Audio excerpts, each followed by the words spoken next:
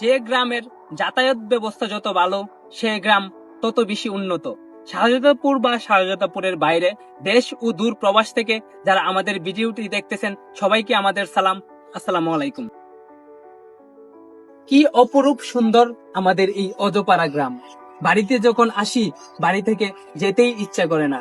এই অজপাড়া গ্রামের একটাই সমস্যা, আমাদের এই যাতায়াত ব্যবস্থার রাস্তা।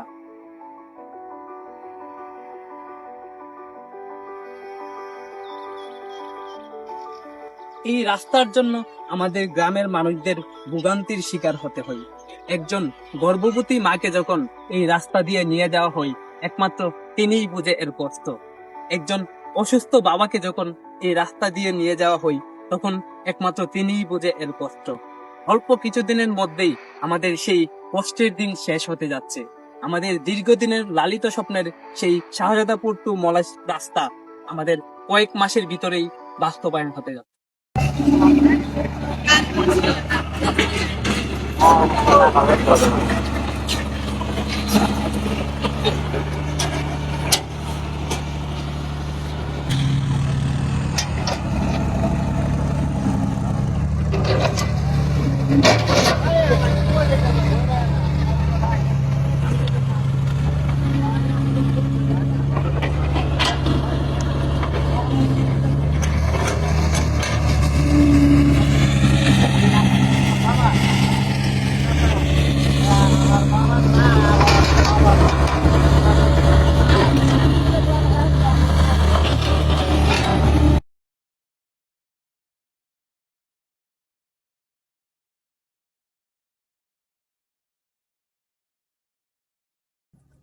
আপনারা দেখতে পাচ্ছেন আমাদের রাস্তার কাজ চলমান।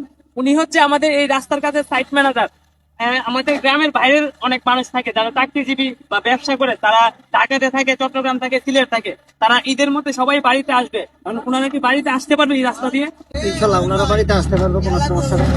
আমরা জনগণের স্বার্থে আমরা অক্লান্ত পরিশ্রমে আমরা দিন রাত চেষ্টা করে তাদেরকে যাওয়ার জন্য, কমপক্ষে ঈদের জন্য আমরা যাওয়ার জন্য একটা ভ্যাল করে দেবো, যাতে ওনারা যেতে পারে, যেন দুর্ভোগ যদি না হয়।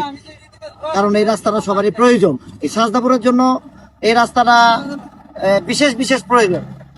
তাদের প্রয়োজনের খাতিরে আমরা এই কমপক্ষে না হলেও ঈদের জন্য মানুষ যাতায়াতের জন্য একটা ব্যবস্থা করে দিয়ে দেবো ইনশাল্লাহ। আপনারা অনেক পরিশ্রম করতেছেন। আমাদের গ্রামের মানুষদের পক্ষ থেকে আপনাদেরকে অসংখ্য অসংখ্য ধন্যবাদ। ভালো থাকবেন। ওকে।